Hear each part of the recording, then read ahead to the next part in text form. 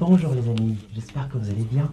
Aujourd'hui nous allons parler du 1 contre 1 que Seitaro Kimura considère comme l'innovation la plus marquante de eFootball. Et d'après ce que j'ai pu remarquer sur internet, notamment sur Twitter, c'est comme si les gens s'en inquiètent quand même. Ils se disent mais finalement si le gameplay, le principal changement de gameplay auquel on peut s'attendre, c'est le 1 contre 1. Mais à quoi aurons-nous droit finalement? Et je préfère vous donner mon avis quant à ce. Je pense que le 1 contre 1, c'est pas quelque chose d'inquiétant en soi. N'oublions pas que c'est une innovation de gameplay. Ça ne vient pas changer le gameplay en soi. Ça ne vient pas changer les acquis de gameplay que nous connaissons et que nous aimons chez Konami, chez PES aujourd'hui, eFootball. Je pense que le 1 contre 1, il pourrait s'opposer à un jeu de construction. Je crois que c'est ça qui inquiète les gens. Parce que le 1 contre 1, c'est justement quand tu as la balle, tu cherches à dribbler, à faire des skills pour passer afin de marquer. Il semble s'opposer en tout cas à un jeu qui prône la construction de la balle avec des passes, avec des tactiques, ainsi de suite. Mais je pense que ce 1 contre 1 dont parle Seitaro Kimura n'est pas là pour remplacer le jeu de construction qui a caractérisé quand même le gameplay de PES au cours de ces dernières années. Je pense qu'il est là comme un complément, il vient s'ajouter à ça. Oui, bien sûr, il vient s'y ajouter sans pourtant virer vers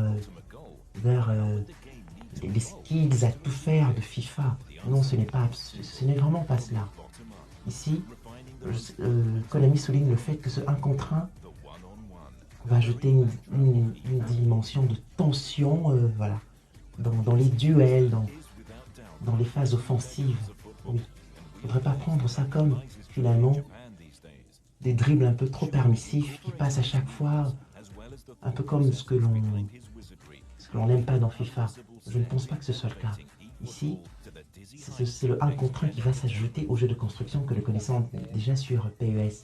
Donc, de ce point de vue-là, le gameplay de PES, de eFootball donc, va s'enrichir de cette nouvelle expérience de 1 contre 1. Je ne pense pas que ce soit une mauvaise chose en soi. Et comme je l'ai dit, je me le répète un peu, ce ne sera pas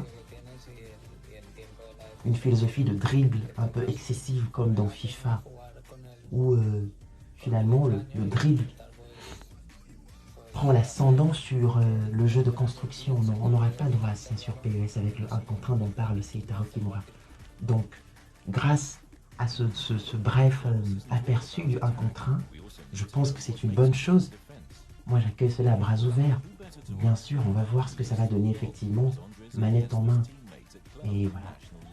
J'espère que vous appréciez mon avis et que vous le partagez. Si c'est le cas, n'hésitez pas à liker la vidéo et à vous abonner à la chaîne. Et on se dit à très vite pour les prochaines vidéos. Merci. Menos terreno de juego tiene y menos tiempo para pensar, es más difícil para el jugador